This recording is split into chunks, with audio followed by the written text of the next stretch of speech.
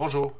Donc pour le cours numéro 2, ça va être essentiellement un cours sur la minéralogie, initiation à l'identification des minéraux. Ben, forcément, hein, vous pourriez avoir un cours de 45 heures que sur les minéraux et la minéralogie. Ben, évidemment, moi, dans le cadre du cours de relief et les structures terrestres, ben, ça va être essentiellement cette séance-ci, parce qu'après, évidemment, on va aller vers les roches et ainsi de suite. Donc, de la manière que je vous ai structuré le cours, c'est une introduction qui inclut évidemment des notions de chimie et la composition chimique de la Terre. Ensuite, les minéraux eux-mêmes, donc toute la classification associée à ces minéraux-là, on va les définir, on va aborder des notions aussi de cristallographie. Donc ça, le point 1 et le point 2 seront principalement abordés dans la première capsule, et dans la deuxième capsule, il va être un peu plus question de la classification des minéraux et de l'identification des minéraux. Le point 4, vous allez aussi l'aborder beaucoup dans le cadre de vos périodes de laboratoire qui évidemment là, vont avoir lieu après le cours. Donc, il faut commencer avec certaines notions de chimie. Hein, et évidemment, pourquoi? Ben parce que les minéraux sont constitués d'un ou d'une combinaison d'éléments chimiques. C'est des combinaisons qui sont déterminées par une structure atomique des éléments. Et évidemment, ben, comme vous pouvez voir ici sur la diapositive, ben forcément, hein, l'atome, c'est l'unité de base de la matière. Et cet atome-là, il va être composé de trois particules qu'on appelle des particules subatomiques. Et il y a évidemment les neutrons. Les neutrons sont comme des petites billes, hein? Donc évidemment qui n'ont pas de charge. Donc c'est comme des petites billes neutres qui ne sont ni positives ni négatives. Ils sont là pour stabiliser l'atome. Ils se trouvent au centre de l'atome. Ensuite, vous avez également des protons. Les protons, eux, sont une charge positive. Donc, c'est comme si vous deviez vous imaginer une petite bille avec un plus dessus. Ces protons-là se trouvent aussi au centre de l'atome avec les neutrons. Et ça, c'est comme un peu des aimants qui attirent des particules opposées, qui sont, eux, les électrons. Et les électrons, eux, ont une charge négative. Donc, encore une fois, si on reprend l'analogie de la Bible, ben, il faut s'imaginer un signe négatif. Et ces électrons-là, eux, par contre, comme vous pouvez le voir sur la figure, juste ici, les électrons, eux, tournent autour du noyau de l'atome. Comme des planètes, en fait, autour du Soleil. Et comme les charges opposées s'attirent toujours, ben, les électrons, eux, restent toujours près du noyau parce qu'ils sont attirés par les neutrons. Donc, ici, évidemment, sur cette diapositive-là, hein, comme vous pouvez le voir, ben, les compositions chimiques des minéraux, leurs propriétés, ben, évidemment, vont dépendre de la manière dont les atomes vont s'organiser et se lier entre eux. Donc, les électrons jouent un rôle clé, hein, dans la formation, et ils vont influencer directement la structure et la propriété des minéraux, comme la dureté, leur conductivité, etc., qu'on va voir un petit peu plus tard. Donc, c'est très important là, de commencer de définir l'importance, en fait, de la composition d'un atome. Ici, ben, vous le connaissez, hein, vous l'avez peut-être, ben, j'espère, un peu étudié. Donc, c'est une image, c'est une diapositive qui vous montre évidemment le tableau périodique, qui est une grande carte. Hein, je l'ai toujours vu, moi, comme une cartographie des éléments chimiques qui composent ce qui nous entoure. Et évidemment, bon, pour peut-être ceux qui sont peut-être un un peu moins familier au niveau de la classification là, des éléments chimiques en minéralogie, bien évidemment, il y a cette classification-là, hein, ça joue un rôle fondamental en minéralo parce que ça permet de comprendre en fait une structure atomique des minéraux, leur comportement chimique, et de la manière que les éléments sont organisés dans cette grande carte-là ou ce grand tableau-là, ben c'est directement en fonction en fait de leurs caractéristiques. Et leurs caractéristiques, on peut les décliner comme vous pouvez voir ici, hein, donc de par leur masse, donc leur nombre de masse. Donc ça, c'est quoi leur nombre de masse? C'est une somme de ce qu'on appelle des nucléons, ce qui veut dire des protons et des neutrons dans le noyau de l'atome, comme on a vu précédemment. Ça détermine la masse atomique des éléments, puis ça joue un rôle crucial dans l'identification d'un élément. La masse atomique, elle est essentielle pour comprendre la densité, les propriétés mécaniques des minéraux. Je vous donne un petit exemple, là, les minéraux qui contiennent des éléments plus lourds, comme l'uranium, le plomb, vont avoir une densité beaucoup plus élevée. Et c'est très utile qu'on fait l'identification de certaines roches qu'on appelle la pétrographie, donc des études pétrographiques. Donc, le nombre de masses est important. Ensuite, en deuxième lieu, dans la classification des éléments, vous allez avoir le numéro atomique. Le numéro atomique, lui, correspond au nombre de protons dans le noyau d'un atome. Donc, il définit un peu l'identité de l'élément chimique. Donc, si vous voulez un exemple, là, un atome qui a 6 protons, ben, ça va être un atome, exemple, de carbone. Tout atome avec 8 protons sera un atome d'oxygène. Okay? Donc, ça, c'est des exemples. Et évidemment, ben, la propriété chimique des éléments, c'est directement lié à leur numéro atomique. Parce que ça détermine son comportement dans des liaisons. Donc, exemple, le silicium, le Si, va avoir un numéro atomique de 14. Et c'est un des éléments principaux qui va former une classe de minéraux qu'on va voir plus tard, qu'on appelle des silicates. Et ces silicates-là, c'est, je vous dirais, la classe minérale la plus abondante dans la croûte terrestre. Ensuite, il y a, comme vous pouvez voir ici, la distribution des électrons de valence. Les électrons de valence, c'est des électrons qui sont situés sur la couche externe de l'atome. La distribution de ces électrons-là vont déterminer la réaction chimique de l'élément. Donc, les éléments du même groupe dans le tableau là, vont avoir une configuration un peu similaire. Donc, la distribution des électrons de valence, c'est important. Pourquoi en minéralo? Parce que ça va déterminer la capacité des formations des liaisons chimiques dans les minéraux. Donc, je vous donne un exemple. Il y a des groupes. Donc, je vous donne un exemple que peut-être que vous connaissez, le sodium, le Na, NaCl. Ben, ça va former des liaisons avec avec exemple, du chlore. Dans des minéraux comme la halite, le NaCl. Ben, c'en est un bon exemple. C'est un bon exemple de liaison chimique qu'on retrouve. Donc, NaCl en est un bel exemple. Donc, c'est ça. Et ou sinon, vous pouvez en avoir d'autres. Il peut y avoir des métaux de transition comme le fer, qui peut avoir plusieurs états, et ainsi de suite. Donc, distribution des électrons de valence, là, essayez de garder en tête qu'on parle ici d'une distribution d'électrons qui détermine la capacité de formation des liaisons chimiques. Et vous avez le nombre de couches électroniques qui correspondent en fait au nombre de niveaux d'énergie occupés par les électrons autour du noyau. Okay? Donc, faites-vous toujours référence à la figure que vous aviez vue précédemment. Et c'est représenté par la période de l'élément dans le tableau périodique, là, les lignes horizontales.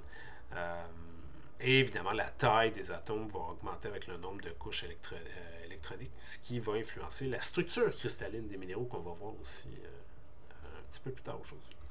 Donc, en minéralogie, hein, qui est la base, en fait, de tout ce qu'on va faire un peu plus tard en géologie, ben, en minéralogie, la classification des éléments est utilisée vraiment pour comprendre comment les éléments se lient ensemble pour former des minéraux. Et évidemment, ben, la roche, un peu plus tard, c'est quoi une roche? Ben, c'est des minéraux. Hein? Donc, un agrégat de minéraux ensemble va former différents types de roches. Donc voilà, c'est un peu l'élément là, sur lequel là, je voulais aborder avec vous que je considérais quand même important. Donc, si vous regardez un peu juste à droite hein, de l'image, vous allez avoir euh, un élément qu'on appelle vous en avez en fait vous en avez le chlorure puis le Na puis le chlore comme je vous ai dit le nombre de protons 17 11 donc c'était des petits exemples là, qui étaient notamment liés à la distribution des électrons de valence au niveau de liaison donc voilà. Donc, si on continue maintenant, évidemment, là, on va aborder les isotopes. Donc, les isotopes en minéralogie, c'est des variantes d'un élément chimique qui partagent le même nombre de protons, donc le numéro atomique, mais qui va en fait être un peu différent au niveau de leur nombre de neutrons. Donc ça veut dire qu'au niveau, qu'ils possèdent en fait des propriétés chimiques qui sont similaires, mais qui ont des masses atomiques différentes. Et c'est une distinction qui est importante dans plusieurs processus géologiques ou encore minéralogiques, où les isotopes vont réagir d'une manière différente en fonction de leurs conditions environnementales. Donc, je vous donne un exemple. Un isotope stable qui ne se désintègre pas avec le temps parce qu'ils ne sont pas radioactifs, ils sont essentiels dans des études parce qu'ils vont permettre de tracer des processus sans que l'élément ne change de nature avec le temps. Donc, leur distribution dans les minéraux, dans les roches, vont vous fournir des informations précieuses sur les conditions environnementales passées parce que ça n'a pas changé. Okay? Donc, la température, la composition chimique des océans, l'atmosphère, quand on étudie le temps, quand on étudie les environnements passés, c'est possible grâce à ces isotopes stables-là. Je vous donne un exemple, un isotope stable d'oxygène. Donc, vous voyez ici sur la figure, là, le O18. Il est utilisé dans la majorité des études paléoclimatiques. Souvent, vous allez voir dans des travaux, dans des recherches, le fameux ratio O18, O16 dans les carbonates marines ou dans des bulles d'air piégées dans des carottes de glace, les scientifiques vont pouvoir reconstituer toutes les variations de température globale des cycles glaciaires grâce à ces isotopes stables passés-là. Donc, lors des périodes froides, les océans vont être plus riches en isotope 18, tandis que pendant les périodes chaudes, le ratio O18 va diminuer. Et c'est les minéraux, évidemment, contenant de l'oxygène, comme la calcite, qui vont pouvoir servir d'archives climatiques naturelles. Donc, c'est super intéressant. Ces isotopes stables-là. Par contre, vous devez bien vous douter qu'il existe aussi des isotopes radioactifs, donc qui, eux, sont instables. Donc, qu'est-ce que ça veut dire? Contrairement aux isotopes stables, les isotopes radioactifs, eux, vont se désintégrer spontanément au fil du temps. Ils vont émettre des radiations pour se transformer après en isotopes stables. C'est un processus qui à la base de qui est en fait à la base de plusieurs méthodes de datation géologique. Hein. J'en avais discuté brièvement lors du premier cours la semaine passée. Et la vitesse de cette désintégration-là, c'est ce qu'on avait appelé la période de demi-vie, qui est constante pour chaque isotope radioactif. Et elle peut être utilisée vraiment pour déterminer l'âge des roches, l'âge des fossiles. Je pense que j'en avais discuté lors du premier cours, mais le carbone 14, c'est un isotope. Le carbone 14 est un isotope radioactif bien connu qui est utilisé pour la datation de tout ce qui est matière organique. Et lui, il se désintègre progressivement en ce qu'on appelle de l'azote 14 et il a une demi-vie d'environ 5000 ans. Donc, c'est une méthode de datation au radiocarbone qui est cruciale en archéologie, en géologie, pour dater des objets anciens, relativement jeunes, évidemment, contenant du carbone, comme des os, du bois, des coquilles. Par contre, elle est limitée à des échantillons qui sont vieux de moins de 50 000 ans. Hein. Donc, au-delà, évidemment, de ça, la quantité de l'isotope de carbone 14 devient trop faible pour être mesuré avec précision. Et je vous dirais même 50 000 ans, mais quand on est autour de 40 000 ans, ça commence à être un petit peu limite. Là. Ça fonctionne très très bien dans des ranges un peu entre, évidemment, là, 10, 30 000 ans, là, ça fonctionne bien. Au niveau des isotopes en minéralogie, ben évidemment, il y a des isotopes qui sont souvent analysés dans les minéraux pour comprendre leur origine, leur histoire. Il y a des ratios isotopiques comme le strontium dans des roches ignées, donc qui proviennent de sources de magma. Il y a des techniques comme des datations uranium-plomb qui sont utilisées pour dater des minéraux hein, et permettent vraiment de déterminer l'âge des roches et ils vont vous fournir en fait une chronologie d'événements géologiques majeurs comme la formation des montagnes, des éruptions volcaniques. C'est vraiment là, la datation isotopique qui va nous permettre d'en arriver là. En pétrologie, les isotopes vraiment peuvent être utilisés pour déterminer des processus comme des roches métamorphiques, des roches magmatiques. Et même les isotopes d'oxygène dans les zircons vont pouvoir vous fournir des informations sur la température de cristallisation, l'origine des magmas, la source, d'où le magma provient, etc. Donc c'est majeur. C'est un monde en soi. On est très fort d'ailleurs à l'UQAM avec notre centre de recherche, le Géotope, dans ce domaine-là. L'UQAM, c'est toujours démarqué. Alors, je vous ai mis des figures. Donc, évidemment, là, sur vous avez ici les figures évidemment là, des isotopes d'oxygène, le O16, O18 hein, pour le carbone. Donc des isotopes qui vous montrent évidemment le même nombre de protons, mais un nombre différent de neutrons. Donc évidemment, là, la différence entre ces deux isotopes-là réside surtout justement sur le fait qu'un va contenir 8 neutrons contre 10. Donc, évidemment, les isotopes ne vont pas affecter les propriétés chimiques de l'oxygène, mais vont avoir des applications dans des domaines comme la géochimie, notamment là, pour, comme je vous ai dit, étudier les climats anciens, mesurer des ratios dans des échantillons de glace, d'eau, etc. On va les retrouver justement dans des environnements un peu différents, qu'ils soient dans des périodes glaciaires ou dans des périodes un peu plus chaudes. Et en bas ici, ben, vous avez une figure qui vous montre les trois isotopes de carbone, le 12, le 13, le 14. Donc, des isotopes qui sont des variantes d'un même élément, mais qui ont le même nombre de protons, mais un nombre différent de neutrons. Donc, et le 12, le 13, c'est ce qu'on va appeler en fait des isotopes stables, ce qui signifie qu'il ne va pas se désintégrer spontanément au fil du temps. Même chose avec le 13, mais le 14, ben lui, il va se désintégrer au fil du temps. C'est un isotope qui va être utilisé pour déterminer des âges de fossiles à partir de sa demi-vie. Donc ça, l'isotope très important dans l'étude des sciences de la Terre. Les liaisons chimiques vont unir les atomes ensemble hein, pour former nos minéraux. Et les liaisons chimiques sont c'est vraiment les forces hein, qui vont unir les atomes entre eux pour former des minéraux. Donc c'est vraiment là, des forces qui vont c'est ça qui unissent en fait les atomes entre eux pour former des minéraux. Donc un minéral, comme je vous disais, c'est une combinaison d'éléments chimiques comme une roche est en fond une combinaison de minéraux. Donc voilà. C'est un peu une structure comment dire une arborescence, je dirais, qui débute de par les éléments aux minéraux et qui par la suite ça va être des roches. Donc à partir de l'agrégat en fait de ces minéraux-là.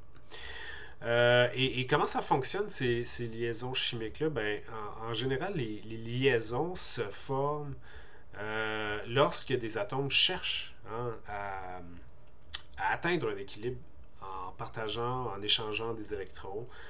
Ça se produit lorsqu'un atome a un surplus ou un déficit de charge électronique. Donc, les atomes qui forment des liaisons, eux, vont se transformer en ce qu'on appelle des ions. Et dans les ions, vous allez avoir des cations, qui sont en fait des ions chargés positivement. Donc, ils ont perdu des électrons. Et les anions, eux, c'est des ions, mais chargés négativement. Donc, c'est des ions qui ont gagné des électrons. Okay? Et la taille et la charge des ions, là, donc chaque ion va avoir une taille spécifique, qu'on va appeler des rayons, des rayons ioniques, qui vont influencer en fait la manière dont les ions interagissent les uns avec les autres dans une structure cristalline. Donc là, évidemment, là, vous voyez dans le tableau là, qui est juste ici, ben, vous allez voir là, des tailles relatives des différents cations et ions. Donc vous avez des exemples en lien avec notamment là, le ion d'oxygène qui a un rayon relativement grand, on le voit, 1,40, tandis que le ion lié au silicium, ben, il est beaucoup plus petit. Donc, certains ions, évidemment, on va les appeler des monoatomiques, car ils sont formés d'un seul atome, donc comme le Na ou le Cl, et d'autres polyatomiques, qui vont être composés de plusieurs atomes, comme les carbonates. Donc, c'est des ions qui sont assez courants dans des structures minérales, en particulier dans des sulfates, des carbonates là, qu'on va voir là, dans quelques instants. Et comme je vous disais, je pense que le plus important ici là, à retenir, c'est que les minéraux se forment vraiment grâce à cette combinaison-là d'ions, de différentes tailles, de charges différentes, et c'est maintenu ensemble par des forces qu'on appelle des forces électrostatiques. Et la manière de ce que, en fait, la manière dont les ions vont s'organiser dans l'espace, c'est ce qui va déterminer la structure cristalline du minéral et ses propriétés. Comme je vous disais tout à l'heure, on va apprendre à les différencier un par rapport à l'autre. Et ses propriétés physiques, qu'est-ce que j'entends par là? J'entends sa dureté, sa couleur, sa résistance à l'érosion, qui va être hyper importante par la suite quand on va étudier les reliefs. Vous allez voir, il y a un concept qui va revenir souvent dans le cadre du cours qu'on appelle de l'érosion différentielle. Pourquoi il y a des structures qui résistent mieux à l'érosion que d'autres? Ben, ça part de là. Donc, très important, là, si on récapitule, autrement dit, là, ben, les liaisons chimiques, c'est vraiment les mécanismes par lesquels là, les minéraux se forment. Relier les atomes entre eux sous forme d'ions, puis la taille des ions, leur charge, vont déterminer de la manière dont ils vont s'assembler. Puis cet assemblage-là va avoir une influence sur les propriétés puis sa structure. C'est en gros, c'est pas mal ça qu'il faut retenir. Les types de liaisons, il y en a 4. Donc, quand je vous parle des liaisons chimiques, hein, c'est les forces qui maintiennent les atomes ensemble pour former les molécules ou des solides comme des minéraux. Donc, il va exister, comme je vous disais, plusieurs types de liaisons chimiques. La première, la liaison que j'appellerais covalente. Donc, la liaison covalente, c'est une liaison où les atomes partagent un ou plusieurs paires d'électrons. C'est des liaisons qui sont très fortes, se trouvent souvent dans des composés organiques, mais aussi dans des minéraux comme le quartz, le silicium, l'oxygène, qui eux aussi vont partager des électrons. La molécule d'eau, H2O, que vous connaissez, où les atomes d'hydrogène partagent des électrons avec l'oxygène, c'est un bel exemple de liaison covalente. Okay? On va revenir de toute façon, on va toutes les présenter. Liaison ionique, on va y venir dans quelques instants. Métallique, c'est une liaison qui se produit avec des atomes de métaux.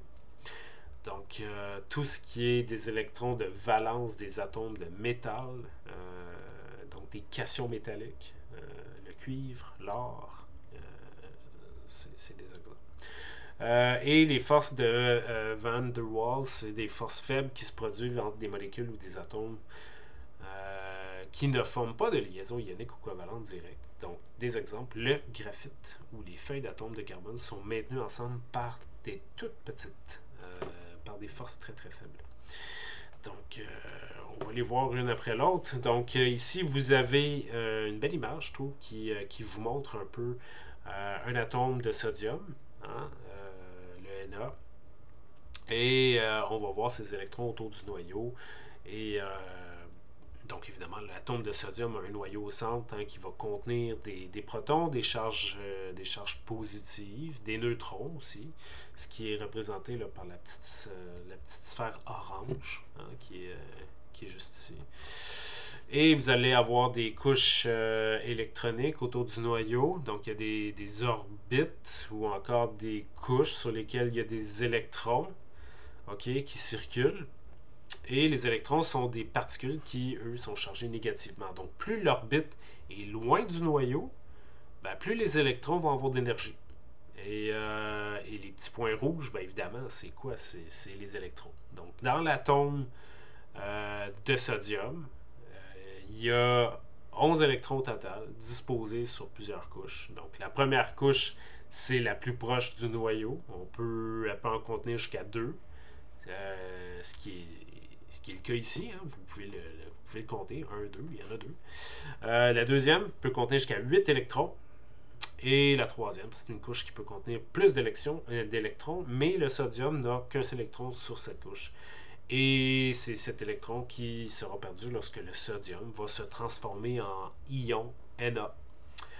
Donc, l'électron sur la troisième couche, donc la plus externe, c'est celui qui est donné lorsque le sodium se transforme en ion positif, lorsqu'il y a une liaison ionique. Okay? Donc, par exemple, avec du chlore, pour former du sel de table, NaCl.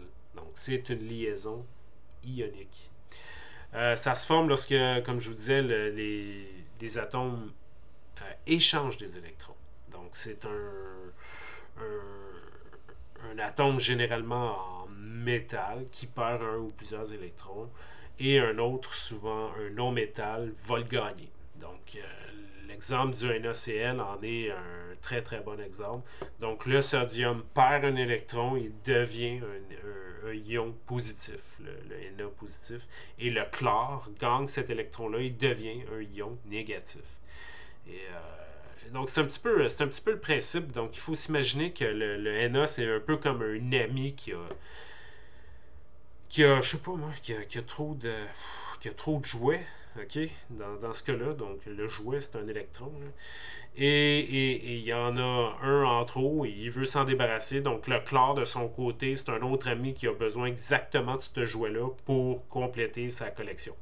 Donc, le sodium donne son jouet au chlore, puis quand le sodium se sépare de son jouet, ben, il devient un peu positif, comme s'il était content de l'avoir donné. Puis le chlore qui a reçu le jouet, lui, devient négatif parce qu'il a reçu quelque chose en plus. Donc, c'est un peu l'idée de l'affaire. Je ne sais pas si vous me suivez. Et évidemment, ben, ils ont des charges opposés, positifs et négatifs, donc ils s'attirent comme des aimants, puis ils vont rester ensemble pour former quelque chose de stable qu'on va appeler le sel, le NaCl. Okay? Donc c'est une liaison liée à des charges opposées qui s'attirent. Donc, et le NaCl, ben, c'est exactement ce qu'on se met, vous le voyez sur les figures, là, il y a une attraction. Hein. Ben, c'est exactement ça. Donc, je pense pas qu'il y ait de plus bel exemple que le NaCl pour les liaisons ioniques. Si on continue maintenant, des liaisons covalentes. Bon, les liaisons ici sont... ils vont se former lorsque deux atomes vont partager des électrons. Ça, c'est un partage qui se produit souvent entre des non-métaux. Et ça permet évidemment à chaque atome d'atteindre une espèce de configuration électronique stable. Souvent une couche qu'on va appeler de valence complète. C'est vraiment une liaison qui est forte et qui va donner naissance à des structures extrêmement rigides. Okay? Tout à l'heure, on va voir là, les échelles de mots. On va voir qu'il y a des minéraux qui sont définitivement plus plus durs que d'autres, ben, le meilleur exemple que je peux vous donner, c'est le diamant. Le diamant en est un bel exemple. C'est constitué d'un réseau de liaisons covalentes entre des atomes de carbone qui va lui conférer une extrême dureté. Dans cette échelle-là, le diamant il est au top. Et bien évidemment, là, je vous parle d'atomes de carbone. Souvent, on va retrouver le diamant dans ce qu'on appelle des cheminées de kimberlite. On en a plein au Québec. C'est des vieilles cheminées d'âge protérozoïque, précambrien. Aujourd'hui, évidemment, ces cheminées-là sont recherchées pour l'industrie du diamant. Donc, quand on fait de l'exploration minière, on va chercher une roche qui s'appelle la kimberlite. Et la kimberlite est associée à ces cheminées volcaniques-là. C'est souvent là-dedans qu'on va retrouver du diamant. Et sa dureté est directement liée à cette liaison-là covalente qui est liée au partage d'électrons. Donc, vous avez une image ici qui vous montre aussi un autre exemple, la molécule de chlore, qui vous montre comment deux atomes de chlore partagent un doublet d'électrons, si vous voulez, pour former une espèce de liaison covalente. Ouais. La molécule d'eau, c'est un autre exemple. Là. Vous l'avez ici, le H2O. C'est un atome d'oxygène et d'hydrogène qui partagent des électrons pour former là, des liaisons covalentes. Donc, ce qu'on connaît comme l'H2O, c'est la même chose. C'est une liaison covalente aussi. Maintenant, la force de Van der Waals, ben ici, comment je pourrais l'expliquer celle-ci? C'est vraiment un peu comme des petites attirances entre des molécules ou des atomes. Elles sont, je dirais, moins fortes que les liaisons covalentes, mais elles sont présentes partout. Donc, c'est des forces qui vont vraiment apparaître quand des atomes ou des molécules bougent un peu et que les charges électriques à l'intérieur se déplacent temporairement. Comme des petits diamants qui s'attirent. C'est des forces qui sont faibles, qui sont importantes pour maintenir une structure ensemble, comme dans certains types de minéraux. Et ça va résulter, en fait, là, vraiment de... comment dire? Ces forces faibles-là vont résulter, en fait, d'une... comment je pourrais dire? D'une interaction entre des charges électriques. Et évidemment, ben là, au niveau de la géologie, ben, il va avoir un rôle significatif dans des propriétés mécaniques de certains minéraux. Hein. Par exemple, la structure des argiles. Les argiles, c'est un minéral aussi. C'est pas, vous avez une image probablement de l'argile comme étant un sol bon, qui peut se liquéfier, mais c'est aussi un minéral. Et les forces de Van der Waals, de par leur faiblesse, vont jouer un rôle significatif dans des propriétés mécaniques. Et la structure des argiles en est un bon exemple. Donc, des minéraux argileux, lorsqu'ils vont être alimentés par de l'eau, ils vont se gonfler. Certains minéraux vont avoir des forces là, vraiment là, liées à leur clivage, à leur fracturation. Ça va avoir un impact.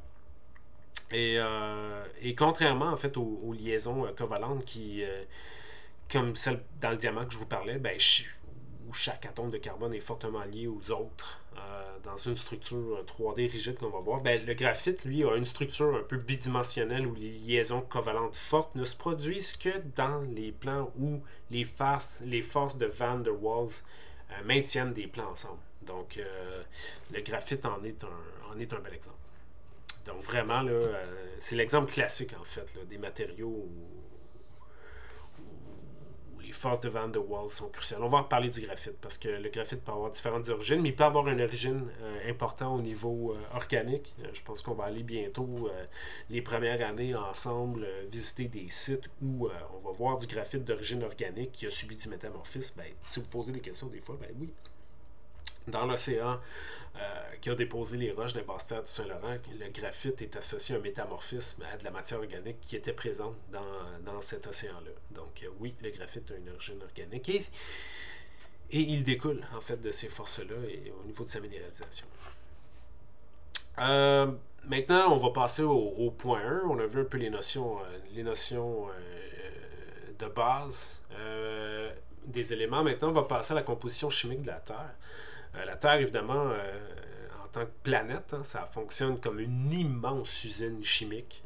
C'est constamment en train de fabriquer. Tu sais, c'est des cycles. Hein, il y a un adage en science qui dit rien, rien ne se perd, rien ne se crée.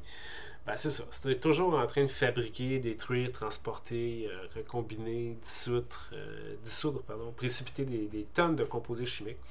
C'est des processus qui se font dans des environnements océaniques, continentaux, et aussi à l'intérieur de la Terre, jusqu'au noyau.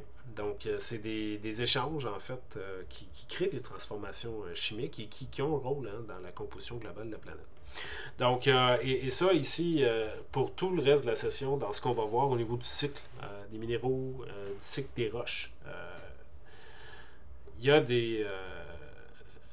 des paramètres importants. Donc, lorsqu'on va examiner la répartition ici des éléments chimiques à l'intérieur des matériaux terrestres, ben, il y a des facteurs qui influencent leur distribution. Et ces facteurs-là, on va les retrouver avec les roches aussi. C'est la température. Donc, les réactions chimiques dépendent beaucoup de la température qui peuvent varier à différentes profondeurs dans des environnements terrestres. La pression, donc plus on est en profondeur, plus la pression augmente. Ça modifie la manière dont les éléments se comportent.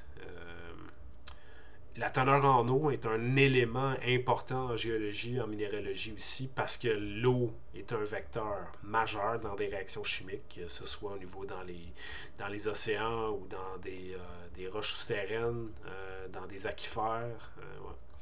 Et la capacité, évidemment, des éléments associés entre eux. Donc, il y a des éléments qui ont plus de facilité à se combiner, hein, déjà, on le voit. Là. Donc, forcément, là, puis notamment lié aux liaisons qu'on vient de voir. Donc, c'est ça. Donc, leur capacité associée entre eux est un autre facteur. Donc, ça, c'est vraiment des facteurs qui influencent directement la chimie des matériaux et la composition globale hein, de la planète. Donc, c'est important. Je vous le dis, ces 4 points-là, gardez-les en tête. Si on tombe maintenant, tu sais, ben en science, hein, vous le savez, on classifie beaucoup. Hein, on met tout dans des cases, dans des catégories. Ben, on commence. Donc, les éléments chimiques, quand vous l'avez vu déjà tantôt avec la carte des éléments du tableau périodique, ben, les éléments chimiques présents dans la croûte terrestre peuvent être classés. Puis on va les classer selon quoi? Selon leur abondance relative. Donc, leur importance, notamment dans les processus géologiques, leur disponibilité pour l'extraction, l'utilisation humaine. Et on peut les classer en 3 catégories. Okay? 3 catégories, donc les éléments majeurs, les éléments mineurs et les terres rares. Donc c'est peut-être un terme que vous avez entendu parler, c'est souvent politique, hein? Le plan Nord, toute la question liée à l'empreinte environnementale, des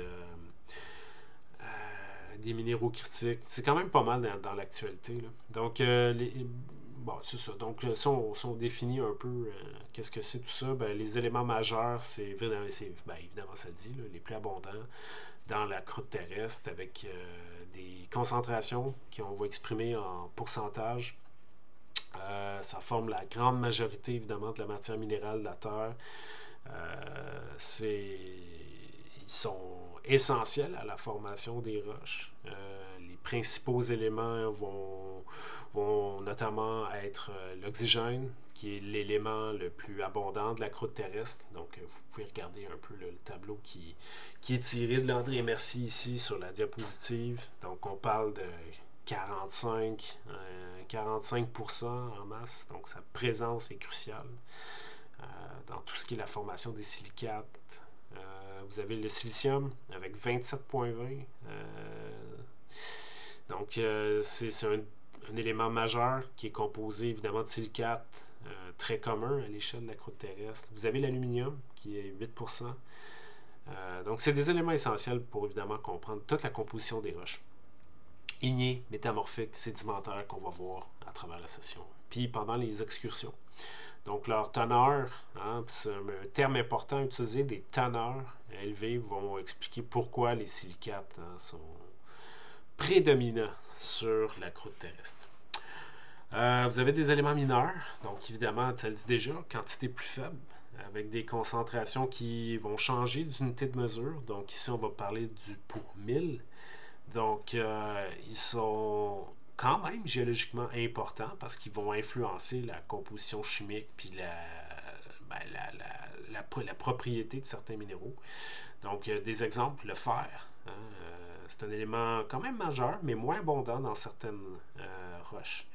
Il est, il est essentiel pour plusieurs minéraux que vous allez voir, que vous avez d'ailleurs dans vos échantillons en laboratoire, le livine, l'hyperoxène, le calcium qui est important, qui est à 5 pour 1000, qui joue un rôle crucial aussi dans la formation des minéraux carbonatés, dans les calcaires. Donc là, on parle de roches sédimentaires qu'on trouve dans des environnements océaniques.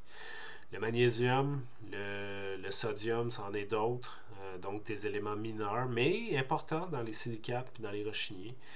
Donc, oui, moins abondant, mais rôle fondamental dans la formation des roches et des minéraux. Et les terres rares. Donc, les terres rares, ben, on va revenir sur l'étymologie du terme, là, si vous voulez, mais les terres rares, eux, sont présents en très faible quantité dans la croûte terrestre. Donc forcément, il y en a moins, donc leur valeur augmente. Donc on parle de minéraux stratégiques, critiques, ça en est des exemples. Donc là, on va encore une fois changer d'unité de mesure avec maintenant une unité de mesure qu'on va appeler des ppm. Qu'est-ce que ça veut dire, ppm? Ça veut dire des parties par million. Des fois, vous allez voir des particules par million, le ppm, ou encore ppb, pour particules par milliard ou parties par milliard. Oui, faible concentration, mais importance capitale, notamment pour tout ce qui est technologique, l'industrie minière. Donc, je vous donne des exemples de terres rares, le néodyme, le lantane, des éléments vraiment là, en petite quantité, mais tellement essentiels pour l'électronique, l'optique, la fabrication d'aimants, ça c'est tous des bons exemples. Des éléments en trace, le zinc, le plomb, le cuivre. Encore une fois, très présent, mais en petite quantité. Et là, tout ce qui est tellement important pour l'électronique, la métallurgie. Ouais, ça c'est hyper... c'est ça, c'est majeur. Puis, si vous vous posez la question pourquoi le terme terre rare, ben, ça vient en fait de la découverte au 18e, 19e siècle, de leur découverte plutôt. Et c'est parce que ces éléments étaient isolés à partir des minéraux qui ressemblaient en fait à de la terre. Donc, d'où le terme terre. Donc, à l'époque, les chimistes utilisaient le terme terre pour désigner des substances minérales qui n'étaient pas solubles dans l'eau, puis difficiles à purifier aussi. Et rares, bien évidemment, parce qu'à l'époque, là, ces éléments-là, c'était difficile, selon les technologies de l'époque, à extraire, à isoler dans leur forme pure. Là. Donc, c'est ça. Donc, les terres rares, là, en fait, d'où le terme terre, là, c'est directement lié aux minéraux. Okay? Donc, et non pas à de la terre proprement dite, comme on est habitué d'en voir. Voilà. Maintenant, les éléments chimiques les plus abondants de la Terre sont différents si on regarde évidemment l'écorce ou la Terre dans son ensemble. Et là, en fait, c'est ça. On voit les éléments en fait, du tableau périodique, on peut les regrouper en 4 groupes. Okay? Donc, il y a les éléments qu'on appelle atmophiles, qui sont en fait on va commencer par atmophile. C'est des éléments de l'atmosphère. Donc, ce sont des éléments qui ont une affinité pour les environnements gazeux, liquides et biologiques. Donc, c'est prédominant dans l'atmosphère, l'hydrosphère, la biosphère de la Terre. Leur répartition est influencée évidemment par leur capacité à se déplacer dans des réservoirs. Je pense que vous allez voir ça avec vos cours notamment de biogéographie, là. Donc sous forme de gaz, de molécules dissoutes dans l'eau, sous forme de composés dans des organismes vivants. Et ça joue un rôle vraiment important dans le cycle biogéochimique là, qui régule en fait tout le climat et la vie sur la Terre. Là.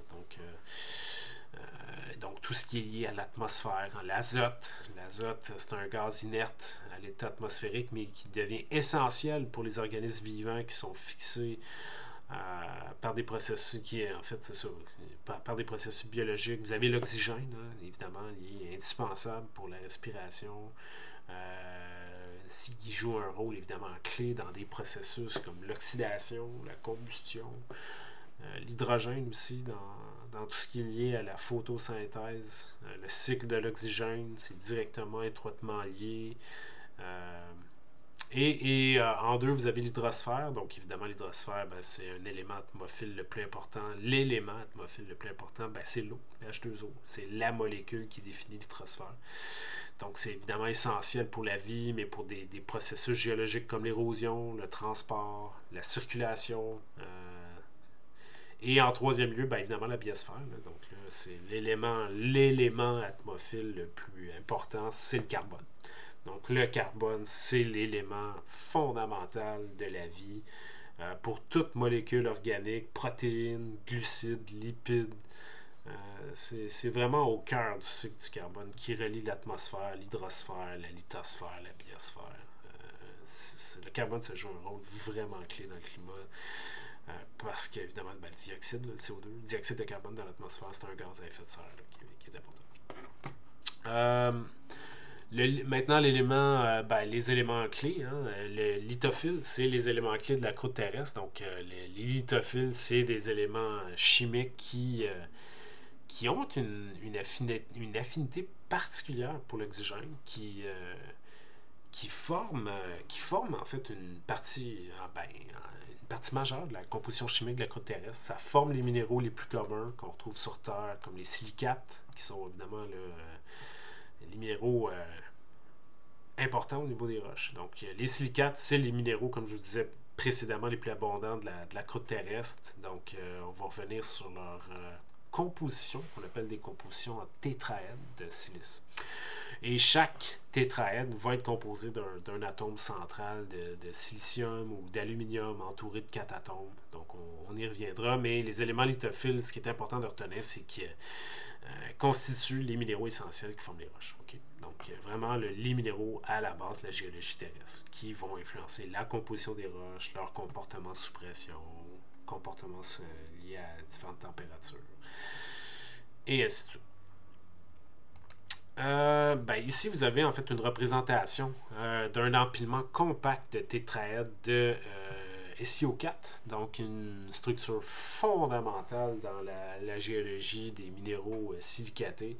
Donc, tout bon géologue a ce poster-là à quelque part dans son bureau. J'en ai une. Et évidemment, le tétraèdre SiO4, c'est l'unité de base de beaucoup de minéraux silicatés qui forment la majorité des roches. Donc ici, ce que vous pouvez voir, c'est comme deux perspectives de l'empilement compact. Là. Donc la sphère, évidemment, représente les grosses sphères que vous voyez là, représentent des atomes d'oxygène autour d'un atome de silicium au centre. Donc c'est ce genre de configuration en forme de tétraèdre qui est crucial vraiment, là, qui permet en fait aux atomes de se rapprocher le plus possible les uns des autres. Puis ça optimise l'espace, hein, évidemment, il n'y en a pas beaucoup. Et c'est une structure qui permet une grande stabilité dans les minéraux.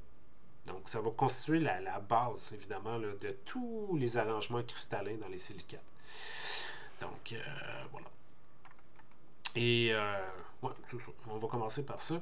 Et si on continue, là, évidemment, vous avez d'autres éléments. Vous avez les éléments sidérophiles, qui sont des éléments qui ont une affinité pour le fer. Donc, ça veut dire qu'ils vont se combiner facilement avec des éléments comme le nickel, le cobalt, l'or donc des éléments natifs évidemment et des éléments qui sont présents dans le noyau interne de la Terre parce qu'ils sont attirés par le fer sous haute pression et haute température. Donc le nickel, le cobalt se trouvent en très grande quantité dans des alliages de fer dans le noyau terrestre. C'est là que ça vient. Et vous avez les chalcophiles, qui sont des éléments qui ont une affinité maintenant avec le soufre. Donc, ça veut dire que tout... en fait, ça veut dire qu'ils forment des composés avec du soufre, des sulfures, qui se trouvent là, dans le noyau externe maintenant. Donc, pas dans le noyau interne, le noyau externe ou dans la croûte terrestre. Donc là, si vous voulez des exemples d'éléments chalcophiles, vous allez avoir le cuivre, le plomb, le zinc, l'arsenic aussi. Donc, c'est des éléments qui forment facilement des minéraux comme le chalcopyrite que vous allez avoir, la galène. Donc, c'est des minéraux qui contiennent du soufre. Donc, on les trouve on les trouve aussi quand même dans des gisements de minéraux assez proches là, de la surface terrestre. Donc l'important, ok, c'est que les sidérophiles, c'est attiré par le fer. Ça se trouve dans des profondeurs importantes de la Terre, comme le noyau interne. Et les chalcophiles, c'est du soufre. Donc souvent associé à des environnements peut-être un peu plus proches de la surface de la Terre.